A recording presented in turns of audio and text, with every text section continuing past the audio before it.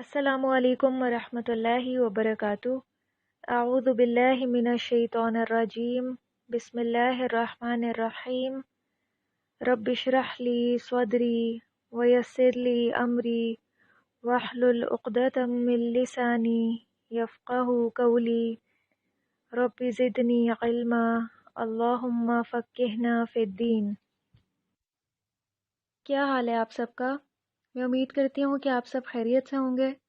اللہ تعالیٰ آپ کو ہمیشہ عافیت، صحت اور کامل ایمان کی حالت میں رکھیں۔ اللہ سبحانہ و تعالیٰ کی توفیق سے ہم اس کتاب کا آغاز کر رہے ہیں، میرا جینا میرا مرنا اللہ رب العالمین کے لیے۔ ہم سب اپنے آغاز اور انجام سے باخبر ہیں، لیکن زندگی کے اصل مقصد کو ہم سب بھولے ہوئے ہیں۔ اسی مقصد کو تازہ کرنے کے لیے ہم اس کا آغاز کریں گے انشاءاللہ۔ زندگی کے جتنے بھی اہم معاملات ہیں اس کے لیے ہم بھرپور اور پری پلاننگ کرتے ہیں، لیکن آخرت کی تیاری ہماری پلاننگ میں شامل نہیں ہے۔ میرا آپ سب سے ایک سوال ہے اور اس کا جواب آپ نے اپنے اندر تلاش کرنا ہے کہ میرے پاس سب سے قیمتی چیز کیا ہے؟ ہر انسان کی نظر اور سوچ مختلف ہوتی ہے۔ کسی کے لیے اس کا گھر سب سے قیمتی ہوگا کہ ہر وقت اسی کی ڈیکوریشن اور رینوویشن کی فکر رہتی ہوگی۔ کسی کے لیے اس کا مال سب سے قیمتی ہوگا کہ اس کے بارے میں ہر وقت فکر ہوتی ہوگی۔ کسی کے لیے اولاد کا سرمایہ سب سے قیمتی ہوگا اور رات دن اس کے لیے کوششیں ہوتی ہوں گی۔ لیکن اگر کسی سے کہا جائے کہ ان سب چیزوں کے عوض اپنی زندگی دے دو، تو کیا کوئی اس کے لیے تیار ہوگا؟ کوئی بھی اس کے لیے تیار نہ ہوگا۔ تو پھر کیا ہماری زندگی ہمارے لیے سب سے قیمتی نہ ہوئی؟ تو کیا ہم اس بات کی فکر کرتے ہیں کہ اس قیمتی چیز کو ہم ضائع نہ کریں، اس کی قدر کریں، اس کو اس کے خالق کی مرضی کے مطابق گزاریں؟ دنیا میں رہتے ہوئے اللہ کی رضا کا طلبگار بن جانا اللہ کی سب سے بڑی نعمت ہے۔ ہماری نظر جن چیزوں کو قیمتی جان رہی ہوتی ہے، مان رہی ہوتی ہے، جب رخ اللہ کی طرف ہو جاتا ہے تو ہماری ترجیحات بدل جاتی ہیں، ہماری نظر کا دیکھنے کا زاویہ بدل جاتا ہے۔ اللہ کی رضا پھر ہماری نظر میں سب سے قیمتی ہو جاتی ہے، پھر ہماری زندگی بھی ہماری نظر میں قیمتی ہو جاتی ہے اور پھر ہم اس کی قدر کرتے ہیں۔ انسان اس کی زندگی اور اس کے وقت کو ایک مثال سے سمجھیے کہ ایک شخص ہے، وہ ایک سواری کرائے پر لے کر آتا ہے، مثال کے طور پہ ایک گاڑی، اور اس نے اس کو لا کر دروازے پہ کھڑا کر دیا۔ اس سے اپنی کوئی ضروریات پوری نہ کی اور نہ ہی اس پہ کوئی سفر طے کیا، بلکہ کوئی بھی اس سے مفید کام نہ لیا۔ تو کیا ایسے شخص کو کوئی بھی سمجھدار کہے گا؟ کوئی بھی نہیں کہے گا۔ اسی طرح یہ جو زندگی ہے یہ بھی اللہ کی طرف سے دی گئی ہمارے پاس ایک بہت بڑی امانت ہے، جسے ہم نے واپس لوٹانا ہے ایک دن۔ اگر زندگی کو بے مقصد کاموں میں صرف کر دیا اور وقت سے بھرپور فائدہ حاصل نہ کیا، اللہ کی اطاعت اور فرما برداری نہ کی، تو یہ واپس ملنے والی نہیں ہے، یہ ہمیں ایک ہی بار ملی ہے، تو ہمیں اس سے بھرپور فائدہ اٹھانا چاہیے۔ کون سی دولت اہم ہے؟ ہمارے پاس اللہ کی جتنی بھی نعمتیں ہیں اس میں وقت سب سے قیمتی ہے، کیونکہ باقی جتنی بھی نعمتیں ہیں ان کے کھونے کے بعد امکان ہے کہ وہ واپس مل جائیں۔ مثال کے طور پہ دولت کھونے کے بعد عین ممکن ہے کہ وہ واپس مل جائے، کیونکہ اگر وہ ہاتھ سے چلی جائے تو وقت اسے دوبارہ حاصل کرنے کا موقع دے دیتا ہے، لیکن اگر وقت ہاتھ سے چلا جائے تو دنیا کی ساری دولت بھی اسے واپس نہیں لا سکتی، کیونکہ ہر انسان کو جو مہلت ملی ہے اس میں ایک لمحے کی بھی تاخیر نہیں کی جاتی۔ تو وہ انسان جو وقت کی قدر پہچان کر زندگی کو اللہ کی رضا کے حصول میں لگا دے، تو یہی اصل میں فلاح اور کامیابی ہے۔ امام ابن قیم رحمۃ اللہ فرماتے ہیں، اذا اراد اللہ بالعبد خیرا اعانہ بالوقت، کہ جب اللہ تعالیٰ کسی انسان سے بھلائی کا ارادہ کرتے ہیں تو وقت کے ذریعے اس کی مدد کرتے ہیں، اس کے وقت کو اس کے لیے معاون اور مددگار بنا دیتے ہیں، اس کے وقت میں برکت ہو جاتی ہے، وہ اپنے وقت سے بھرپور فائدہ اٹھا لیتا ہے، اور جس شخص کو اللہ تعالیٰ نیک کاموں میں مصروف کر دیں اور وہ اپنی عمر کے قیمتی اوقات اللہ تعالیٰ کی اطاعت میں لگا دے تو یہ اللہ کی رضا اور خوشنودی کا باعث ہے۔ لیکن بیکار کاموں میں زندگی کا گزر جانا اللہ کی ناراضگی کی علامت ہے، اور ایسا انسان موت اور قیامت کے وقت حسرتوں میں گھرا ہوا ہوگا۔ اللہ تعالیٰ ہمیں ان حسرتوں سے محفوظ رکھیں، اور آج جب کہ ہمیں مہلت ملی ہوئی ہے اپنے وقت سے بھرپور فائدہ اٹھانے کی توفیق عطا فرمائیں۔ اس کتاب کو پڑھنے کا مقصد یہ ہے کہ ہم اپنے آغاز اور انجام سے پوری طرح باخبر ہو جائیں اور اسی کے مطابق اپنی زندگی کر لیں، کیونکہ آغاز اچھا ہوگا تو ہی امید کی جا سکتی ہے کہ ہمارا انجام بھی اچھا ہوگا۔ حسن خاتمہ کے لیے زندگی کا اللہ کی مرضی کے مطابق ہونا بہت ضروری ہے۔ تو پھر سب مل کے آج میرے ساتھ اس بات کا اقرار کریں۔ کس بات کا؟ قُلْ إِنَّ صَلَاتِي وَنُسُكِي وَمَحْيَايَ وَمَمَاتِي لِلَّهِ رَبِّ الْعَالَمِينَ، بے شک میری نماز اور میری قربانی اور میری زندگی اور موت اللہ رب العالمین کے لیے ہے جو تمام جہانوں کا رب ہے۔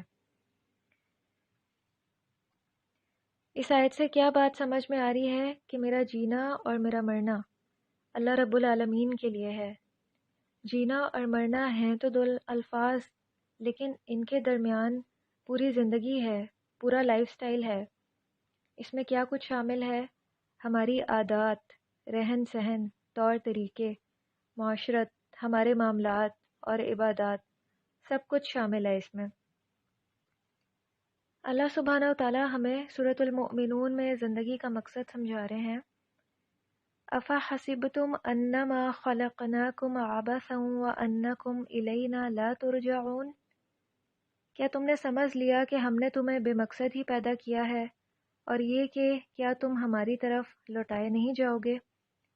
اگر ہم اپنی زندگیوں پہ غور کریں تو ہم ایسا ہی نہیں سمجھتے، کیا ہمیں ایسا ہی نہیں لگتا کہ ہم نے شاید اللہ کی طرف پلٹنا ہی نہیں ہے؟ اگر ہمیں یہ یقین ہو کہ ہم نے اللہ کی طرف واپس جانا ہے، اللہ کو جواب دینا ہے، تو کیا ہماری زندگیاں ایسی ہوں؟ نہیں۔ تو پھر زندگی کا کیا مقصد ہے؟ کہ ہماری خوشیاں، ہمارے غم، ہمارے معاملات سب عبادت بن جائیں، ہماری زندگیاں سنت کے مطابق ہو جائیں، قرآن اور سنت کے مطابق، اور ہمارا جینا اور مرنا اللہ رب العالمین کے لیے ہو جائے۔ ہماری زندگی کا اصل مقصد یہ ہے۔ یہ دنیا کی زندگی تو آزمائش ہے۔ اللہ سبحانہ و تعالیٰ سورہ ملک میں فرماتے ہیں، الذی خلق الموت والحیات لیبلوکم ایکم احسن عملا، وہ اللہ تو وہ ذات ہے جس نے موت اور زندگی کو پیدا کیا تاکہ وہ تمہیں آزمائے کہ تم میں سے احسن عمل کون کرتا ہے۔ احسن عمل سے کیا مراد ہے؟ جس میں نیت خالص ہو اور نبی صلی اللہ علیہ وسلم کے طریقے کے مطابق ہو، کہ جس میں انسان اللہ کی اطاعت میں کمر بستہ ہو جائے، ہر وقت تیار رہے اور اللہ کی حرام کردہ چیزوں سے بچ جائے، اور نبی صلی اللہ علیہ وسلم کی سنت کے مطابق اس کی زندگی ہو۔ کیونکہ اگر کوئی عمل نبی صلی اللہ علیہ وسلم کی سنت سے ٹکراتا ہے تو وہ خوبصورت عمل نہیں ہو سکتا، کیونکہ اللہ تعالیٰ نے آپ کے اسوہ حسنہ کو بہترین کہا ہے۔ تو ہمیں بھی اسی بات کو فالو کرنا ہے کہ ہم نبی صلی اللہ علیہ وسلم کے طرز زندگی کو اور آپ کی سنتوں کو فالو کریں اور اپنی زندگیاں اسی کے مطابق بنا لیں۔ جس انسان نے شعوری طور پہ یہ جان لیا کہ اسے اللہ کی طرف لوٹنا ہے، تو اسے یہ بھی جان لینا چاہیے کہ اس نے اللہ کے سامنے کھڑا ہونا ہے، اور اللہ کے سامنے جب انسان کھڑا ہوگا تو اس سے اس کی زندگی کے بارے میں سوال ہوگا۔ کیا سوال ہوگا وہ ہمیں ایک حدیث سے پتہ چلتا ہے۔ عبداللہ بن مسعود رضی اللہ عنہ سے مروی ہے کہ نبی صلی اللہ علیہ وسلم نے فرمایا، قیامت کے دن ابن آدم کے قدم حرکت نہ کر سکیں گے جب تک کہ وہ 5 سوالوں کے جواب نہ دے دے۔ اس میں سب سے پہلا سوال کیا ہوگا؟ اس کی عمر کے متعلق کہ کس کام میں ختم کی، اور پھر اس کے بعد اس کی جوانی کہ کہاں گزاری، کس کام میں گزاری، پھر مال کے متعلق کہ کہاں سے کمایا اور کہاں خرچ کیا، اور پھر علم کے بارے میں سوال ہوگا کہ جتنا علم حاصل کیا اس پر عمل کتنا کیا۔ ہمیں یہ سوال پہلے سے ہی پتہ ہے، تو ہمیں اس کی تیاری پہلے ہی کرنی چاہیے۔ کیا ہم ان سوالوں کے جواب تیار کر رہے ہیں؟ اگر تو جواب ہاں ہے تو اس کا مطلب ہے کہ الحمدللہ ہم نے وقت کی قدر پہچان لی ہے اور اس کے صحیح استعمال کی جانب گامزن ہیں۔ اور اگر تیاری نہیں کر رہے تو ہم نے آج سے شروع کرنی ہے انشاءاللہ۔ ایک اور اہم بات، اس حدیث سے علم کے ساتھ عمل کی اہمیت کا بھی پتہ چل رہا ہے۔ صرف علم کافی نہیں ہے۔ اس حدیث سے ہمیں کیا پتہ چل رہا ہے کہ علم کا بھی سوال ہوگا اور عمل کا بھی، دونوں چیزیں لازم ہیں، دونوں میں سے کسی ایک کی بھی کمی خسارے کا باعث ہے۔ اس حدیث میں عظیم نعمتوں کا ذکر ہے، اور وہ نعمتیں کون کون سی ہیں؟ سب سے پہلے زندگی، جوانی، مال اور علم، یہ بہت بڑی نعمتیں ہیں اور ان کے بارے میں سوال ہوگا، پوچھ ہوگی۔ اللہ تعالیٰ سوال کریں گے ان کے بارے میں ہم سے۔ اچھا، یہاں پہ ایک چھوٹی سی مثال سمجھیں کہ اگر ہمارے والدین ہم سے کچھ سوال کریں ہمارے افعال کے بارے میں، تو ہم ان سے بہت کچھ پوشیدہ رکھ سکتے ہیں یا رکھ بھی لیتے ہیں۔ تو سوچیں، اللہ سبحانہ و تعالیٰ زندگی کے بارے میں جب سوال کریں گے کہ کہاں گزار دی، تو کیا ہم اللہ سے کچھ بھی چھپا سکتے ہیں؟ جبکہ اللہ کی کیا صفت ہے؟ اللہ تعالیٰ قرآن میں خود فرماتے ہیں کہ بے شک اللہ تو وہ ہے کہ جس سے آسمان اور زمین کی کوئی چیز چھپی ہوئی نہیں ہے۔ لہٰذا ہمیں چاہیے کہ زندگی کے ایک ایک لمحے کی فکر کریں اور زندگی کو اللہ کی اطاعت میں بسر کریں۔ یہ جو کتاب ہم پڑھنے جا رہے ہیں اس کو کچھ حصوں میں تقسیم کیا گیا ہے۔ اس میں سب سے پہلا چیپٹر صحت کا ہے۔ صحت کا جو دور ہوتا ہے بہت ہی اہم ہوتا ہے۔ وہ وقت اگر خیر کے کاموں میں اور اللہ کی اطاعت میں لگایا جائے تو بڑا پروڈکٹیو ٹائم ہوتا ہے۔ اسی ٹائم پیریڈ میں عادات بھی پختہ بنتی ہیں اور انسان خیر کے بہت سے کام سر انجام دے سکتا ہے۔ اور اگر اس وقت کو نافرمانیوں میں گزار دیا جائے تو زندگی کا قیمتی وقت تو یہی ہے، صحت والا۔ تو جو نیکسٹ چیپٹر ہے صحت سے، وہ کون سا ہے اس کتاب کا؟ بیماری کا۔ اس کو ہم آگے چل کے انشاءاللہ ڈیٹیل میں دیکھیں گے۔ جو بیماری کا ٹائم پیریڈ ہوتا ہے اس میں انسان لامحالہ طور پہ غفلت میں مبتلا ہو جاتا ہے، چاہت کے باوجود بھی وہ بہت سے اعمال کر نہیں پاتا، کیونکہ انسان ہمت اور حوصلے کی بھی کمی محسوس کرنے لگتا ہے۔ بیماری کا جو ٹائم پیریڈ ہے اس میں نئی عادات کا بنانا بہت مشکل ہے۔ صحت کے دور میں انسان نے جن عادات کو بنایا ہوتا ہے جو پختہ ہوتی ہیں، بیماری کی حالت میں انسان لاشعوری طور پہ ان کو سر انجام دے رہا ہوتا ہے۔ تو اس لیے جو عادات بنانے کا مرحلہ ہے وہ بہت اہم ہے۔ اچھا، ہمارے ہاں ایوریج عمر کتنی ہے؟ 60 سے 70 سال۔ جو 40 to 45 ایئرس کا ٹائم پیریڈ ہوتا ہے اس کو آپ کہہ لیں کہ صحت والا ہوتا ہے، اور اس کے بعد انسان آہستہ آہستہ کہہ لیں کہ بیماری کا وقت شروع ہو جاتا ہے۔ انسان اپنے جسم میں بہت سی کمیاں محسوس کرنا شروع ہو جاتا ہے۔ تو یہ جو 60 to 70 ایئرس کا ٹائم پیریڈ ہے، اگر ہم اس کو اللہ کی اطاعت اور فرما برداری میں نہیں گزارتے تو روز قیامت اور موت کے وقت ایسا انسان بہت سی حسرتیں محسوس کرے گا، جس کو اللہ سبحانہ و تعالیٰ سورۃ المؤمنون میں اس طرح سے فرماتے ہیں، حتیٰ اذا جاء احدہم الموت، یہاں تک کہ جب ان میں سے کسی ایک کے پاس موت آتی ہے تو وہ کیا حسرت کرے گا؟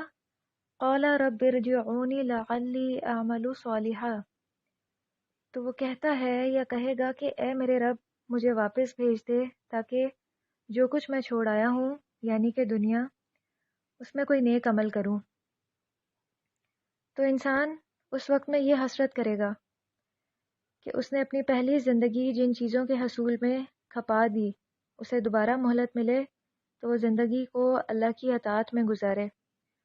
اس نے جو وقت اللہ کی نافرمانی میں گزارا، اس کو مہلت ملے کہ وہ اس کو اللہ کی رضامندی کے لیے گزارے، اللہ کی محبت کے حصول میں گزارے، اور اس نے اپنے جس وقت کو ضائع کر دیا اس کو دوبارہ مہلت ملے تاکہ وہ اپنے اس وقت کا بہترین استعمال کرے۔ جب آنکھوں سے غفلت کے پردے اٹھیں گے نا تو انسان کی یہی کیفیت ہوگی، لیکن یہ وہ وقت ہوگا جب مہلت عمل ختم ہو چکی ہوگی۔ آج اللہ سبحانہ و تعالیٰ تو چاہتے ہیں کہ بندہ رجوع کرے، بندہ اللہ کے حضور توبہ کرے، اپنے گناہوں پہ معافی مانگے، لیکن آج انسان غفلت میں مبتلا ہے، اور کل جب اس کی آنکھوں سے غفلت کے پردے ہٹیں گے تب وہ تو رجوع کرنا چاہے گا، لیکن اللہ کی طرف سے توبہ کی قبولیت کا دروازہ بند ہو چکا ہوگا۔ تب انسان کا گڑ گڑانا اور رونا اس کو کوئی بھی فائدہ نہ دے گا۔ جب لوگ حسرت کریں گے نا کہ انہیں مہلت ملے کہ وہ دوبارہ دنیا میں جائیں اور نیک عمل کریں، تو اللہ سبحانہ و تعالیٰ انہیں کیا جواب دیں گے، یہ ہمیں سورہ فاتر سے پتہ چلتا ہے۔ اللہ سبحانہ و تعالیٰ فرماتے ہیں اولم نعمرکم ما یتذکر فیہ من تذکر وجاءکم النذیر، کیا ہم نے تمہیں اتنی عمر نہیں دی تھی کہ جو شخص اس میں نصیحت حاصل کرنا چاہتا حاصل کر لیتا، اور تمہارے پاس ڈرانے والا بھی آیا تھا۔ یہاں پہ کس عمر کی بات ہو رہی ہے؟ جو مہلت عمل ہمیں ملی ہوئی ہے عمل کرنے کے لیے، اللہ تعالیٰ اسی کی بات کر رہے ہیں۔ یہ اللہ کا ہمارے پاس ہمارے اوپر بہت بڑا احسان ہے کہ ہمیں آج مہلت ملی ہوئی ہے اور ہم اپنی اصلاح کر سکتے ہیں، سچی توبہ کر سکتے ہیں، اللہ کی طرف خالص رجوع کر سکتے ہیں۔ یہ اللہ کی بہت بڑی نعمت ہے اور ہمیں اس کی قدر کرنی چاہیے۔ اگر آج ہم نے توبہ نہ کی اور یہ وقت ہمارے ہاتھ سے چلا گیا تو روز قیامت پھر حسرتوں کا سامنا ہوگا۔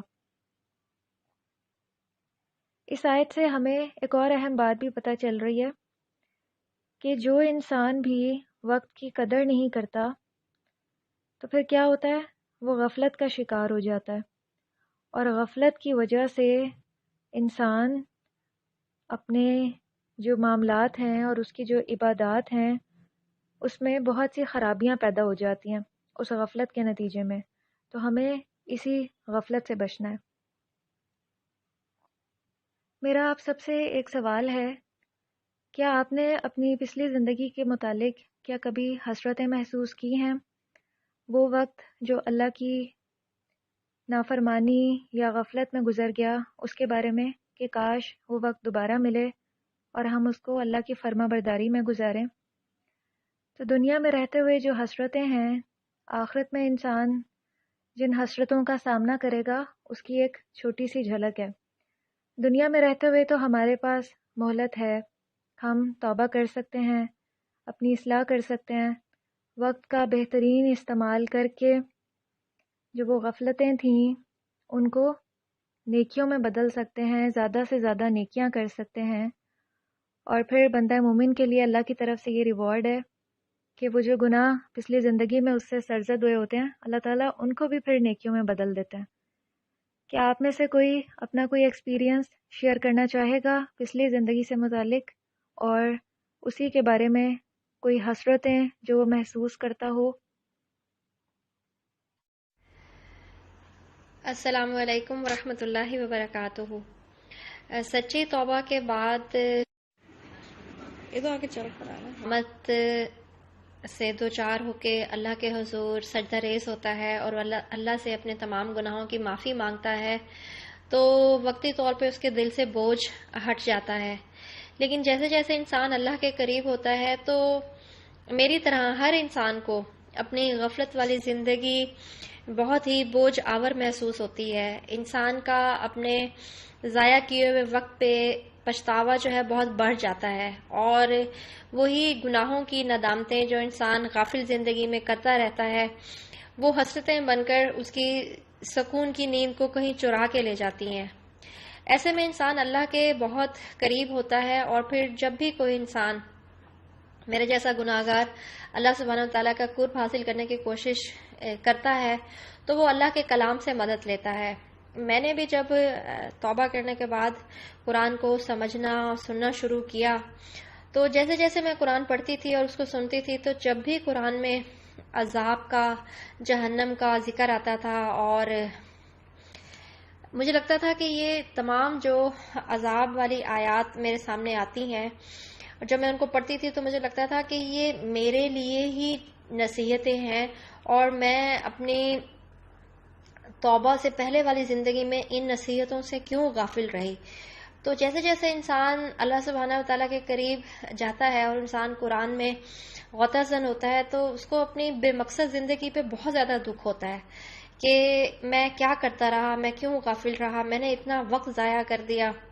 پھر ایسے میں انسان کا دل چاہتا ہے کہ کسی طریقے سے زندگی کی جو کیسٹ ہے یہ اس طریقے سے ریوائنڈ ہو کہ وہ اپنے پاسٹ کو اس میں سے ڈیلیٹ کر دیں، کیونکہ جب قرآن کہتا ہے کہ اس دن تمہارے سامنے تمہارا اعمال نامہ پیش کیا جائے گا اور تمہارا ہر عمل تمہارے سامنے لا کھڑا کیا جائے گا، انسان جب ان آیات سے گزرتا ہے تو بڑا دل دہل جاتا ہے کہ یا اللہ میں کس طریقے سے اپنے پچھلے گناہوں کو جو ہے دھو سکتی ہوں۔ آنے والے گناہوں سے تو انسان اللہ کی عظمت کے، اللہ کے کرم کے تو فعل انسان توبہ کر ہی چکا ہوتا ہے، تو دل چاہتا ہے کہ کسی طریقے سے انسان گزرے ہوئے وقت کو ڈیلیٹ کر دے۔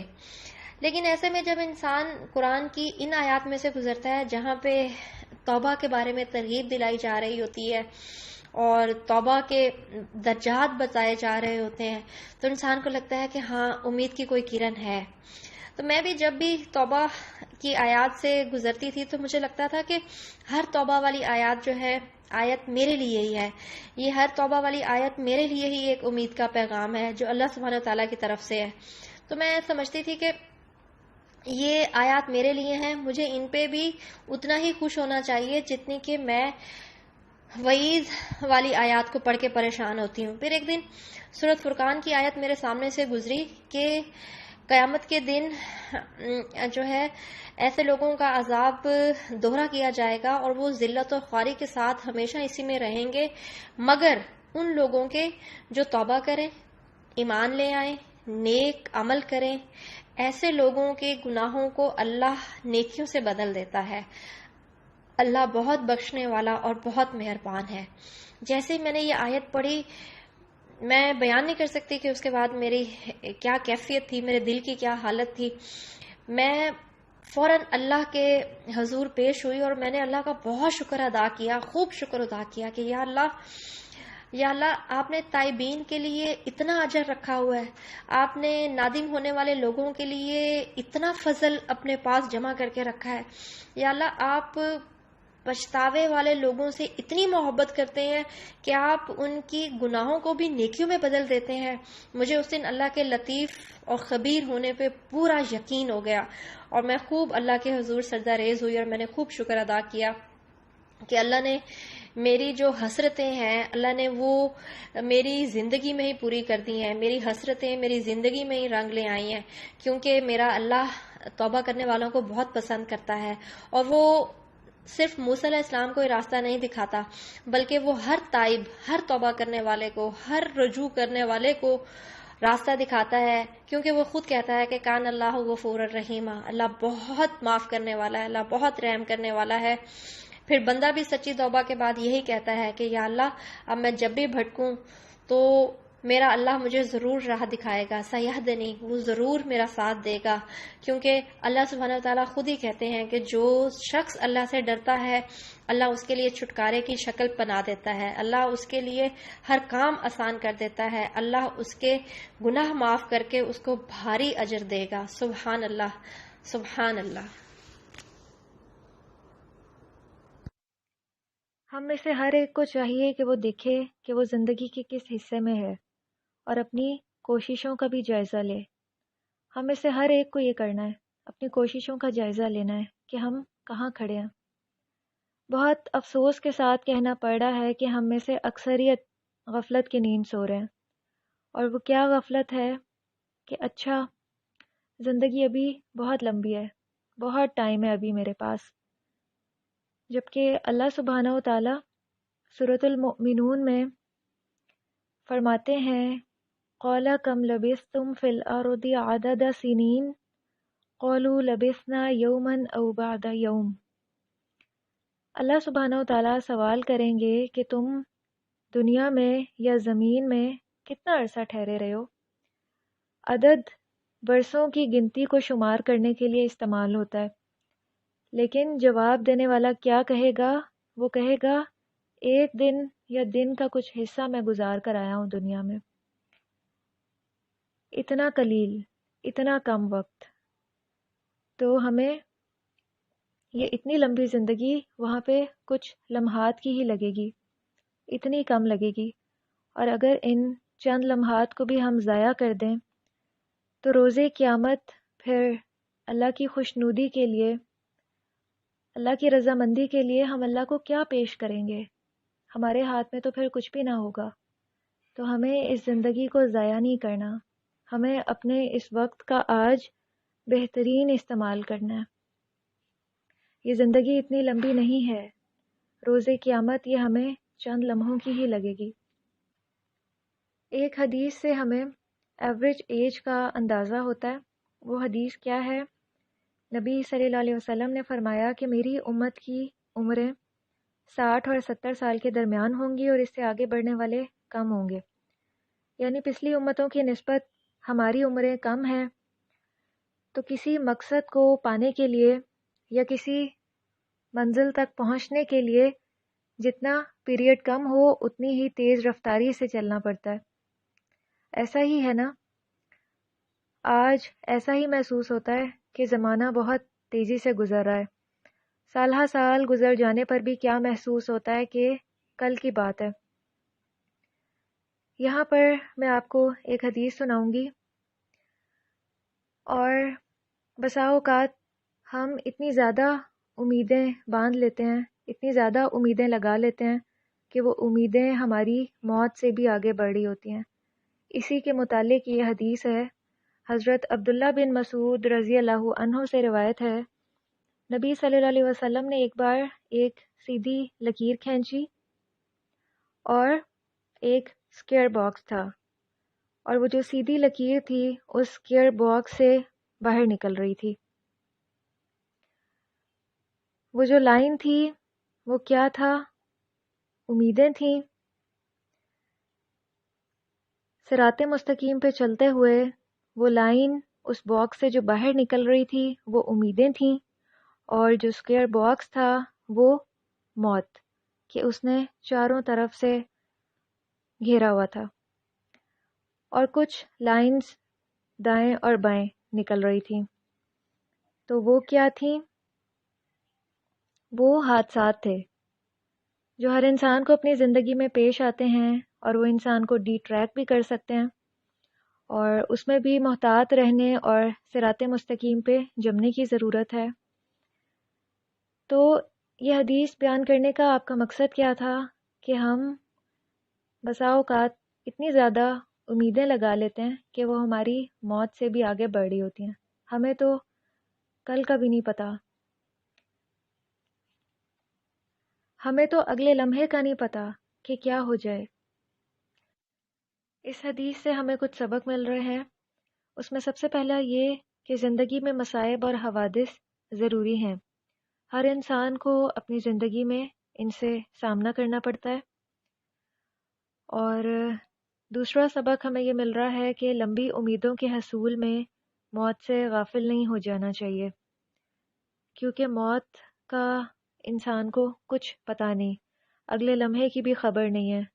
اللہ تعالیٰ نے اس کے لیے جو وقت مقرر کیا ہوا ہے اس میں ایک لمحے کی بھی تاخیر نہیں کی جاتی۔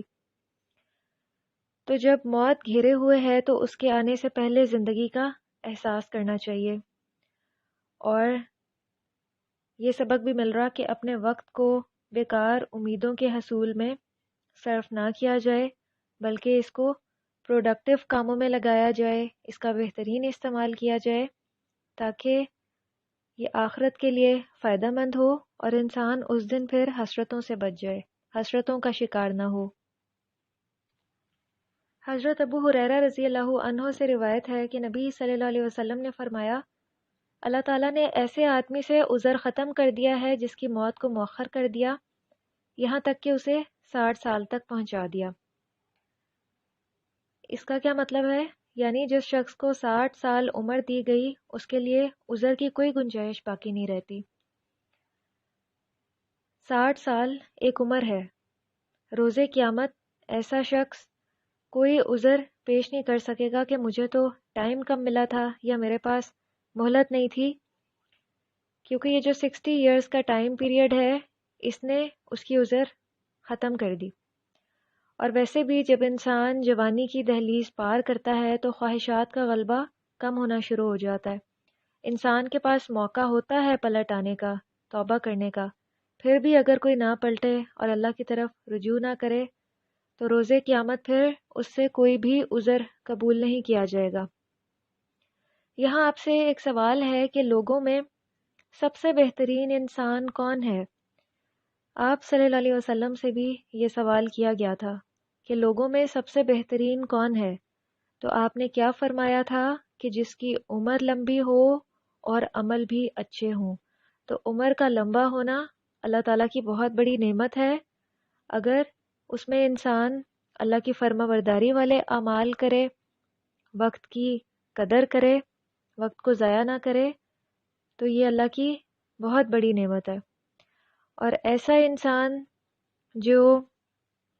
جس کو عمر لمبی ملی اور اس نے اللہ کی اطاعت میں گزاری، عمل صالح کیے، تو ایسا انسان لوگوں کی نظر میں بھی بہترین ہے اور اللہ کی نظر میں بہترین ہے ایسا انسان۔ آخرت کا سفر۔ دنیا میں ہم نے جب کوئی سفر کرنا ہوتا ہے تو کب سے اس کی تیاری شروع کرتے ہیں اور تیاری میں کتنا اہتمام کرتے ہیں، اور آخرت کا سفر ہم اپنا جائزہ لیں کہ اس کی تیاری میں ہم کتنے کوشاں ہیں، کیونکہ سفر کی تیاری کے ساتھ ہی منزل پر پہنچنے کا مزہ ہے۔ اگر تیاری کے بغیر نکلے تو منزل تک پہنچنے سے پہلے ہی انسان تھک ہار کر بیٹھ جائے گا اور عین ممکن ہے کہ اپنا راستہ ہی گم کر بیٹھے۔ ایک شاعر کا قول ہے، انما الدنیا الی الجنت والنار طریق، کہ دنیا کی زندگی تو محض جنت اور جہنم کی طرف لے جانے کا ایک راستہ ہے اور کچھ بھی نہیں۔ اب ہمیں بطور مسافر یہ طے کرنا ہے کہ اس راستے پہ چلتے ہوئے ہم کیا سامان اکٹھا کر رہے ہیں، اللہ کی اطاعت کا سامان یا اللہ کی نافرمانی کا، کیونکہ یہ سامان منزل پر پہنچنے تک ہمارے ساتھ رہے گا، بلکہ ہمارے اس سامان کو، جس کو آپ عمل کا نام دے سکتے ہیں، یہی ہمیں منزل مقصود تک پہنچائے گا۔ ہماری منزل کیا ہے؟ جنت ہے نا؟ ہم میں سے ہر شخص یہی خواہش رکھتا ہے جنت کی، اور اللہ کی رضا کا طلبگار ہے، تو پھر ہمیں ایسے اعمال کرنے کی فکر کرنی ہے جو اللہ کی رضا اور خوشنودی کا باعث بنے، جو ہمیں اس راستے پہ چلتے ہوئے جنت تک پہنچا دیں۔ ہم نے ابھی تک بات کی ہے وقت کی، اللہ کی اطاعت، فرما برداری، اللہ کی رضا اور خوشنودی کی۔ سوال یہ ہے کہ ہم شروع کہاں سے کریں، کس چیز پہ محنت کریں کہ روز قیامت فلاح پا جائیں؟ تو ہمیں اپنے دلوں پہ کام کرنے کی ضرورت ہے۔ دل کی حیثیت اعضاء میں وہی ہے جو ایک بادشاہ کی اپنی فوج میں ہوتی ہے کہ تمام معاملات اسی کے حکم سے صادر ہوتے ہیں۔ دل بھی جس طرح چاہتا ہے اعضاء سے کام لیتا ہے، دل ہی سے اعضاء کو ہدایت اور گمراہی کے راستے کا پتہ چلتا ہے۔ نبی صلی اللہ علیہ وسلم نے فرمایا کہ ہوشیار رہو، بدن میں گوشت کا ایک ٹکڑا ہے، جب وہ درست ہو تو سارا بدن درست کام کرتا ہے، اور جب وہ خراب ہو تو سارا بدن خراب ہو جاتا ہے۔ ہوشیار رہو کہ وہ دل ہے۔ اور پھر کون سا دل فائدہ مند ہے؟ سورۃ الشعراء میں اللہ سبحانہ و تعالیٰ فرماتے ہیں، یوم لا ینفع مال ولا بنون الا من اتی اللہ بقلب سلیم، جس دن کوئی مال اور بیٹے کام نہ آئیں گے مگر جو اللہ کے پاس قلب سلیم لے کر آئے۔ تو ہمیں اس دنیا میں رہتے ہوئے اسی کی کوشش کرنی ہے کہ جب اللہ کے پاس حاضر ہوں تو سلامت دل لے کر حاضر ہوں۔ قلب سلیم ہوتا ہے وہ دل جو اللہ کی اطاعت کے جذبے سے سرشار ہو، جس میں اخلاص اور سچائی ہو، اللہ کی محبت ہو، توکل ہو، جو اللہ کے فیصلوں پر راضی ہو، محبت ہو تو بھی اللہ کے لیے، غصہ یا ناراضگی ہو تو بھی اللہ کے لیے۔ قلب سلیم کے لیے انسان کو تمام زندگی کوشاں رہنا پڑتا ہے اور اپنے دل کی صفائی کرنی پڑتی ہے، نہیں تو دل بہت سے روحانی امراض میں مبتلا ہو جاتا ہے جو دل کو بیمار کر دیتے ہیں۔ کون کون سے ایسے کام ہیں جو دلوں کو بیمار کر دیتے ہیں؟ جیسے حسد ہے، کینہ، بغض، عداوت، تکبر، ریا، بخل، حب جاہ اور حب دنیا، غیبت، غصہ، بخل۔ قلب سلیم اور صحت مند دل کو شفا بخش چیزوں کا علم ہوتا ہے، اسی لیے بندہ مومن اپنے دل کی صفائی کرتا ہے۔ اور دلوں کے لیے نفع بخش غذا کیا ہے؟ ایمان۔ اور مفید اور نافع دوا کیا ہے؟ قرآن اور اللہ کا ذکر۔ بندہ مومن قرآن اور حدیث کے ذریعے اپنے دل کی صفائی کرتا رہتا ہے، یہاں تک کہ اس کا دل قلب سلیم بن جاتا ہے، اور جو ایسا دل لے کر اللہ کے پاس حاضر ہوا تو وہ فلاح پا جائے گا انشاءاللہ، اللہ کی رضا اور خوشنودی حاصل کر لے گا۔ صحت مند اور سلامت دل کی سب سے بڑی علامت یہ ہے کہ اللہ کی رضا اور محبت کے راستے پہ چلتے ہوئے وہ انسان کو متنبہ اور ہوشیار کرتا رہتا ہے کہ دل میں مستقل طور پہ کوئی ایسی چیز نہ آ جائے جو اللہ کی غضب اور ناراضگی کا باعث ہو۔ ہم اس کتاب میں عادات کے بارے میں بھی پڑھیں گے کہ عادات کس طرح سے بنائی جاتی ہیں اور اچھی اور نئی عادات کا بننا کس طرح سے ممکن ہے، اور ہم یہ کوشش کریں گے کہ مستقل طور پہ دلوں کے اندر کوئی ایسی چیز نہ آنے پائے کہ جو ہماری پھر عادت بن جائے۔ اور قلب سلیم رکھنے والا شخص اپنے اوقات کو ضائع نہیں کرتا، ایسے لوگ سست نہیں پڑتے بلکہ اپنے مقصد کے حصول کے لیے گامزن رہتے ہیں۔ وہ اللہ کے ذکر سے بھی غفلت نہیں برتتے، کیونکہ اللہ کا ذکر دلوں کے لیے قوت کا باعث ہے۔ انسان بغیر اللہ کے ذکر کے قوت حاصل نہیں کر سکتا عمل کرنے کی۔ فتنوں اور نفسا نفسی کے اس دور میں اللہ کا ذکر ایک مضبوط ہتھیار ہے، اللہ کے راستے پہ جمنے کے لیے اور استقامت کے لیے۔ اس کے بغیر انسان سست پڑ جاتا ہے اور غافل ہو جاتا ہے۔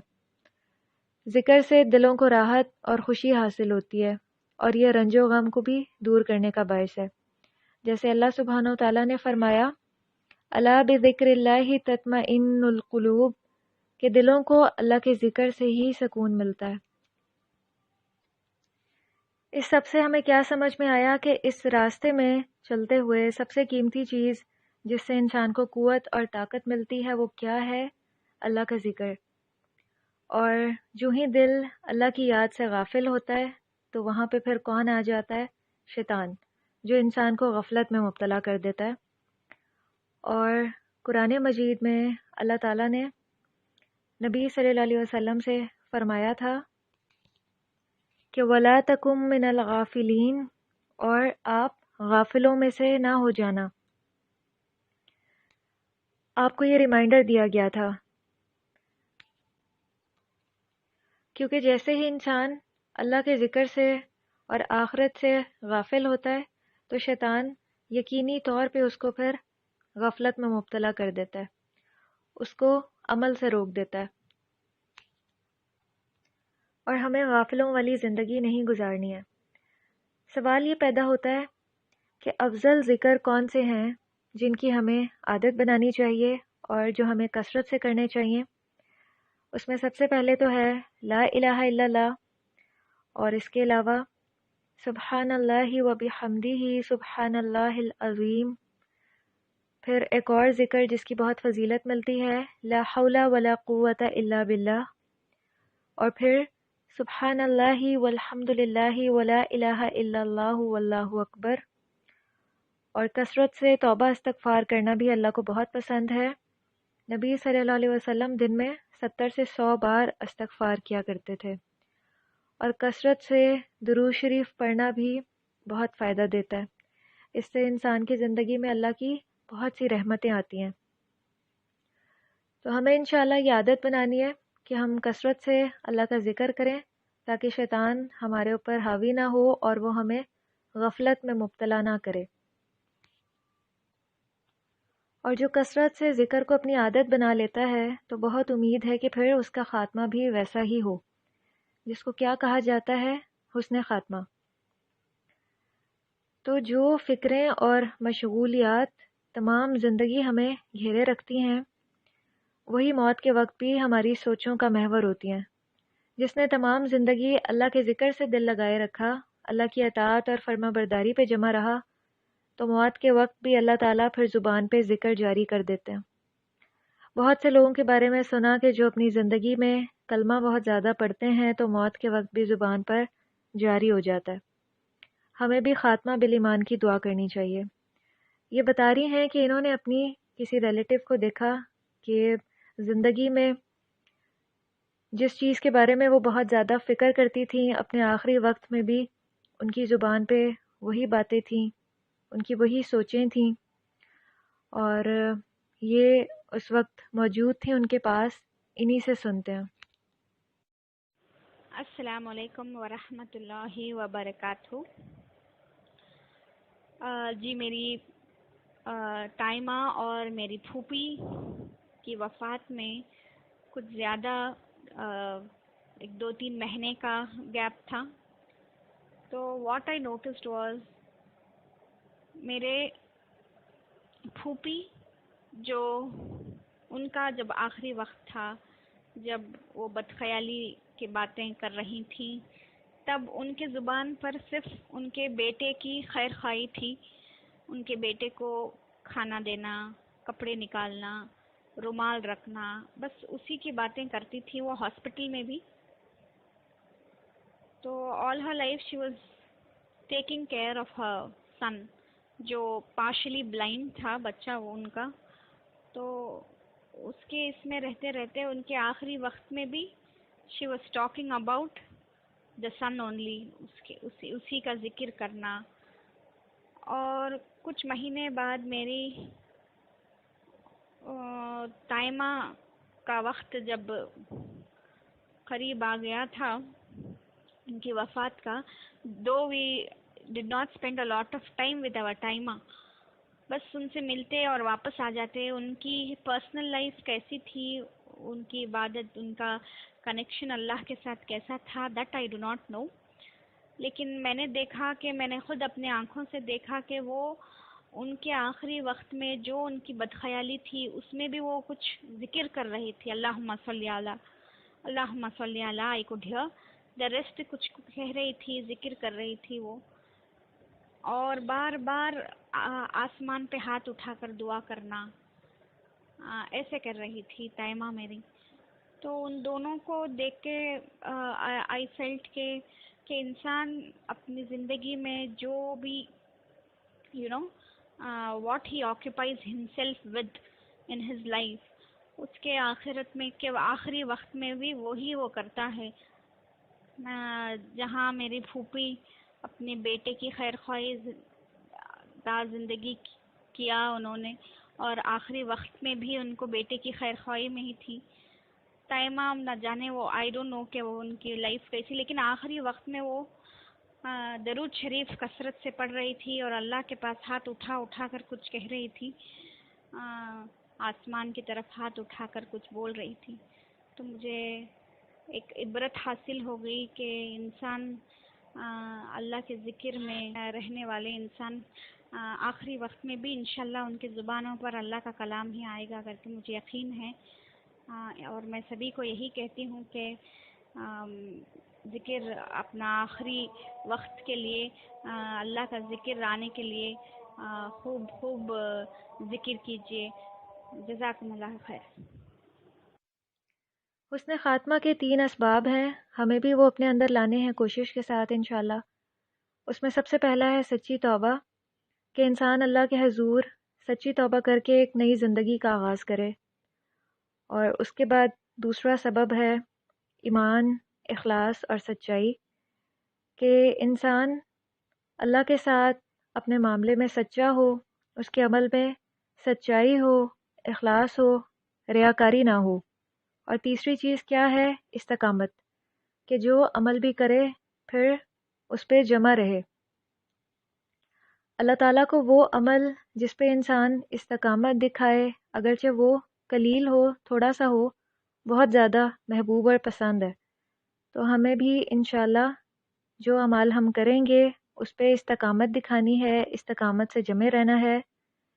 اور جو انسان بھی یہ اسباب اختیار کرے گا تو بہت امید ہے کہ پھر حسن خاتمہ ہو، خاتمہ بالایمان ہو۔ اور حسن خاتمہ کی علامات میں سے ایک علامت یہ بھی ہے کہ موت کے وقت کلمہ نصیب ہونا۔ اچھا، یہ جو زندگی کا خاتمہ ہے بہت اہمیت کا حامل ہے۔ انسان کا جو بھی لائف سٹائل ہو، انسان کے تمام اعمال کا، محنتوں کا، اقوال کا، افعال کا، کردار کا نتیجہ اللہ کے نزدیک کب مرتب ہوتا ہے؟ اس کے اختتام کے وقت۔ اللہ تعالیٰ موت کے وقت ہی انسان کو بتا دیتے ہیں کہ اس نے کیسی زندگی گزاری، اللہ کی رضا والی یا اللہ کی نافرمانی والی۔ اللہ کی خوشنودی کا سرٹیفکیٹ تو انسان کو اسی دن مل جائے گا کہ اس سے اس کا رب راضی ہوا یا نہیں۔ ایک حدیث ہے کہ جس بندے کا آخری کلام لا الہ الا اللہ ہوگا وہ جنت میں داخل ہوگا۔ ابھی ہم نے استقامت کی بات کی، اس میں کچھ مسنون دعائیں بھی ہمیں ملتی ہیں جو ہمیں کثرت سے مانگنی چاہیے۔ اس میں ایک دعا ہے، یا مقلب القلوب ثبت قلبی علی دینک، اے اللہ میرے دل کو اپنے دین پہ ثابت قدم رکھنا، جمائے رکھنا۔ اور ایک اور بہت ہی خوبصورت دعا ہے، اللہم احسن عاقبتنا فی الامور کلہا واجرنا من خزی الدنیا وعذاب الآخرہ، کہ اے اللہ ہمارا انجام تمام معاملات میں اچھا کر دے اور ہمیں دنیا کی رسوائی اور آخرت کے عذاب سے بچانا۔ یہ حسن خاتمہ کی بھی دعا ہے، ہمیں کثرت سے یہ دعا مانگنی چاہیے۔ اور ایک کی ہے، اس کو اپنے ذہن میں رکھ لیں، وہ کیا ہے؟ جتنا جتنا اللہ سبحانہ و تعالیٰ کی طرف اخلاص ہوگا، سچائی ہوگی، اتنے ہی زیادہ مارکس ملیں گے، اور جتنا اخلاص کم ہوگا اتنا ہی معاملہ اس کے برعکس ہوگا۔ نماز کو لے لیں، جو نماز خلوص سے اور خشوع و خضوع سے ادا کرتا ہے اس کو اللہ تعالیٰ 100 مارکس دے دیتے ہیں، اور جس کی نماز میں جتنا خشوع و خضوع اور دھیان کم ہوگا اتنا ہی ریوارڈ بھی کم ہوگا۔ تو یہی معاملہ تمام اعمال سے متعلق ہے۔ ہمیں اپنی نیتوں کا جائزہ لیتے رہنا ہے اور ہمیں اپنی نیتوں کو اللہ کے لیے خالص کرنا ہے۔ اللہ سے دعا ہے کہ اللہ تعالیٰ ہر کام میں ہماری نیتوں کو اپنے لیے خالص کر لیں، ہمیں اپنی نیتوں میں سچا کر دیں، کھرا کر دیں، اور ہمیں اپنے تمام افعال اور اعمال میں سچائی نصیب ہو اور ہمارا خاتمہ بالایمان ہو۔ وآخر دعوانا ان الحمد للہ رب العالمین، سبحانک اللہم وبحمدک نشہد ان لا الہ الا انت، نستغفرک ونتوب الیک، والسلام علیکم ورحمۃ اللہ وبرکاتہ۔